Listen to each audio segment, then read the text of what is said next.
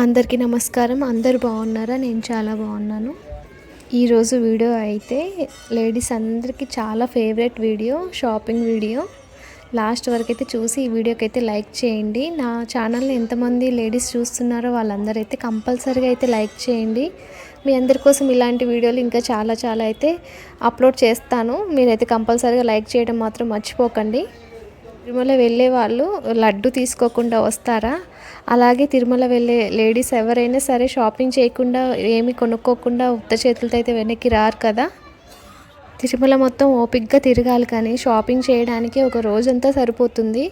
అన్ని రకరకాల variety items అన్నీ ఇక్కడే ఉంటాయన్నమాట. అంటే మనకి మార్కెట్లోకి వచ్చే ఏ ఐటెం అయినా సరే ఫస్ట్ తిరుమలలో కనిపిస్తుంది, తర్వాత లోకల్ ఏరియాస్లో కనిపిస్తుంది. నేను చాలాసార్లు అబ్జర్వ్ చేశాను ఇది. అందుకే నేను తిరుమల వెళ్ళిన ప్రతిసారి టైం ఉన్నా లేకపోయినా షాపింగ్ చేయడానికి మాత్రము, అంటే కొనకపోయినా కనీసం అసలు ఏమేమి వెరైటీ ఐటమ్స్ ఉన్నాయి ఏంటనేది చూడడానికి మాత్రము కొంచెం టైం అయితే తీసుకుంటాను. ఓన్లీ తిరుమల దేవుడికి సంబంధించినవి కాకుండా ఇంట్లోకి సంబంధించినవి, ఇంకా పిల్లల టాయ్స్ కూడా నేను చాలా వరకు అయితే అబ్జర్వ్ చేశాను. తిరుమలలో కనిపించిన 1-2 మంత్స్ తర్వాత మనకి లోకల్ మార్కెట్లోకి అయితే కనిపిస్తాయి. అంటే ఫస్ట్ ఏదైనా సరే అక్కడ అంత ట్రాన్స్ఫర్ అయినాకనే తర్వాత మనకు వస్తుందేమో. ఎందుకంటే తిరుమలకి కొన్ని కోట్ల మంది భక్తులు వస్తూ పోతూ ఉంటారు. సరే అందరూ కొనకపోయినా అంతలో కొంతమంది అయినా సరే షాపింగ్కి వెళ్తూ ఉంటారు, ఏదో ఒక వస్తువు కొని తీసుకెళ్తూ ఉంటారు. కాబట్టి అక్కడ మార్కెటింగ్ కూడా చాలా బాగా ఉంటుంది, ఇంకా బిజినెస్ చాలా బాగా అవుతుంది. అందుకే మనము తిరుమల ప్లాన్ చేస్తే ఏమైనా ఇంట్లోకి కావాల్సిన దేవుడు పూజ సామాన్లు, ఇంకా చిన్న చిన్న టాయ్స్ కానీ ఇంట్లో లేడీస్కి యూజ్ అయ్యే బ్యాంగిల్స్, ఇంకా ఆర్నమెంట్స్ అట్లాంటివి ఏమైనా ఉన్నా సరే మీరైతే అవి అక్కడ కొనడానికైతే ప్లాన్ చేసుకోండి. మనము రెగ్యులర్గా వేసుకునే జ్యువెలరీ ఐటమ్స్ ఉంటాయి కదా, అట్లాంటివి కూడా అక్కడ బాగా తక్కువ రేట్కి దొరుకుతాయి. నేను ఎక్స్పీరియన్స్తో చెప్తున్నాను.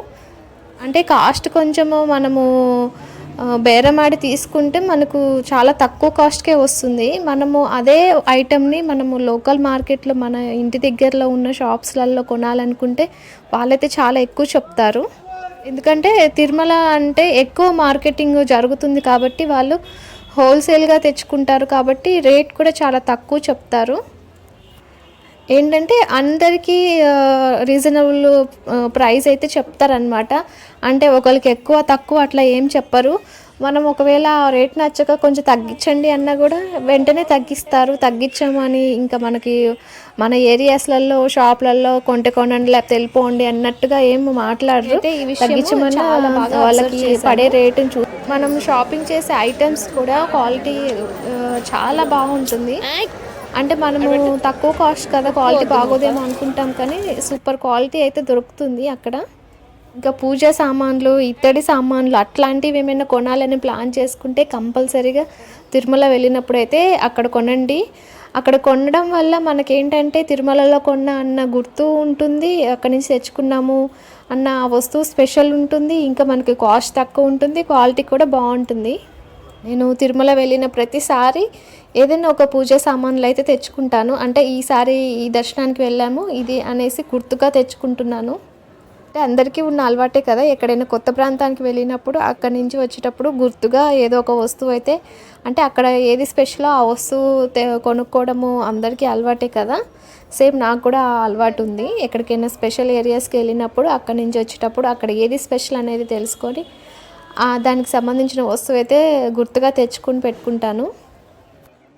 నేను లాస్ట్ 5 years నుంచి తిరుమల వెళ్తున్నాను. అంటే ఆఫ్టర్ కోవిడ్ నుంచి కంటిన్యూస్గా అయితే తిరుమల వెళ్తున్నాను. ఏంటో తెలీదు, దేవుడు అట్లా అనుగ్రహిస్తున్నాడు నన్ను. అలా వెళ్తున్న ప్రతిసారి అంటే నేను షాపింగ్ పెద్దగా చేయలేను, కాకపోతే చూస్తూ ఉంటాను అనమాట. అంటే ఏమేమి వస్తువులు కొత్తగా వచ్చాయి, ఏంటి కాస్ట్ ఎంత ఉంది అనేది అయితే తెలుసుకుంటాను. అలా తెలుసుకోవడం వల్లనే నాకు తిరుమలలో వస్తువులు చాలా తక్కువకి దొరుకుతాయి, ఇంకా క్వాలిటీ బాగుంటాయి, ఇంకా మార్కెట్లో వచ్చేదానికంటే ముందే అక్కడ వస్తువులు అయితే వస్తూ ఉంటాయి అనే విషయం అయితే నాకు తెలిసింది. అంతేకాకుండా మనము టెంపుల్కి నియర్ బై ఉన్న షాప్స్కి కాకుండా మనము ఆకర్షకంగా పాప వినాశిని అట్లా వెళ్తాం కదా, అక్కడ మాత్రము మనకు ఎలాంటి వస్తువులు తీసుకుంటే బెటర్ అంటే వుడెన్ వస్తువులు ఉంటాయి కదా, వుడ్తో చేసినవి అట్లాంటి వస్తువులు అయితే అక్కడ చాలా తక్కువ ఇంకా క్వాలిటీగా దొరుకుతాయి. అయితే వంట చేయడానికి యూజ్ అయ్యే స్టిక్స్ ఉంటాయి, ఇంకా చపాతీగా అవి స్టిక్స్, ఇంకా చిన్న చిన్న వుడెన్ స్పూన్స్, అంటే మసాలాలోకి కారం ఉప్పు పసుపు అట్లాంటి వాటిలోకి వేసుకుంటాం కదా, చిన్న చిన్న స్పూన్స్ అట్లా అయితే తీసుకున్నాను. ఎంతో పడలేవు, చిన్న స్పూన్స్, వుడెన్ స్పూన్స్ ఒక్కటి 10 రూపీస్ అలా చెప్పారు, చాలా తక్కువ కాస్ట్ చెప్పారు. మనకు ఇయర్ రింగ్స్ కూడా డిఫరెంట్ టైప్స్లో ఇయర్ రింగ్స్ అయితే కనిపిస్తుంటాయి. ఒక్కొక్క జత 10 రూపీస్, మళ్ళీ ఎక్కువ కాస్ట్ కూడా కావు. అవి ఎంత స్టాండర్డ్ ఉంటాయంటే అలా వదిలేసినా సరే అవి కలర్ కూడా చేంజ్ అవ్వవు, ఇంకా ఖరాబ్ కూడా కావు. అంత బాగా అంటే వాళ్ళే చేతులతో అల్లుతారంట ఆ ఇయర్ రింగ్స్, అంత స్టాండర్డ్ ఉంటాయి. నేను వీడియో ఇంకా డీటెయిల్గా చేద్దాం అనుకున్నాను, కానీ మాకేంటంటే వన్ డేని టైం ఉంది. మళ్ళీ అక్కడ ఉన్న టెంపుల్స్ అన్నీ దర్శనం చేసుకొని ఇంకా ఈవినింగ్ ట్రైన్కి అయితే క్యాచ్ చేయాలని చెప్పేసి త్వరగా వెళ్ళిపోయాము. అందుకే నేను వీడియోస్ అంతే క్లియర్గా అయితే చూపించలేకపోతున్నాను. అయినా సరే ఆ స్పీడ్లో కూడా నేను వీడియోస్ అయితే తీయడానికి అయితే ప్లాన్ చేసుకున్నాను. అందరూ అడుగుతున్నారు కదా ఫేస్ చూపించి వీడియోస్ చేయొచ్చు కదా అని. ఇంత హడావిడిలో ఉన్నప్పుడు నా ఫేస్ చూపించుకుంటూ వీడియో చేయడం అయితే కుదరలేదు నాకు. నెక్స్ట్ టైం ఇట్లాంటి వీడియోస్ ఏమైనా ప్లాన్ చేసి కంపల్సరీగా నేను కనిపిస్తూ వీడియోస్ తీయడానికి అయితే ట్రై చేస్తాను. ఇయర్ రింగ్స్ కలెక్షన్ అయితే చూడండి. అసలు అంటాం కదా హైదరాబాద్ చార్మినార్ ఇంకా ఇలాంటి ఏరియాలలో అయితే బాగా దొరుకుతాయి bangles, ear rings, ladies items అంటారు, కానీ ఇంకా తిరుపతిలో అయితే ఇంకా కలర్ఫుల్ ఐటమ్స్ అయితే కనిపించాయి. కాస్ట్ కూడా చాలా తక్కువే. ఇందాక చూపించిన ఇయర్ రింగ్స్ అయితే ఒక్కొక్క పేర్ వచ్చేసి 10 రూపీసే అంట. నేనైతే వుడెన్ స్పూన్స్ తీసుకున్నానని చెప్పాను కదా, ఇక్కడ ఈ షాప్లోనే తీసుకున్నాను. మీకు కనిపిస్తుంది కదా ఆ వుడెన్ స్పూన్స్, చిన్న చిన్నవి ఐస్ క్రీమ్ స్పూన్స్ ఉంటాయి కదా, ఆ సైజులో వుడెన్ స్పూన్స్ అయితే తీసుకున్నాను. చాలా బాగా యూజ్ అవుతున్నాయి, ఇప్పుడు నేను యూజ్ చేస్తున్నాను కూడా. వుడెన్ ఐటమ్స్, టాయ్స్ కూడా చాలా ఉన్నాయి, కొందామని అనుకుంటున్నాం, కానీ ఇంకా అక్కడ నించొని చూసి కాస్ట్ బేరం ఆడి తీసుకొని అంత టైం లేదని చెప్పేసి హడావిడిగా లైట్గా చూసేసుకుంటూ వెళ్ళాను. నేనైతే అంతకుముందు వెళ్ళినప్పుడు అయితే కుంకుమబరిని అయితే తీసుకున్నాను. ఇక్కడ చూపిస్తున్నాను కదా ఆ కుంకుమబరిని అయితే తీసుకున్నాను. లాస్ట్ 100 రూపీస్ అలా చెప్పారు. నాకు చాలా మంచిగా అనిపించింది. అంటే నార్మల్గా మనము డైలీ వేర్లో కుంకుమబరిలో వేస్తాం కదా కుంకుమ, అవి ఒక్కోసారి తడి చేతులు అలా పెట్టడం వల్ల ఏంటంటే పురుగు కూడా పడుతుంది. కానీ ఈ వుడెన్ దాంట్లో వేయటం వల్ల ఏంటంటే దాంట్లో పురుగు పట్టడం అట్లాగైతే ఏం లేదు. మంచిగా అనిపించింది. నేను డైలీ వేర్కి అదే కుంకుమబరిని అయితే యూజ్ చేస్తున్నాను.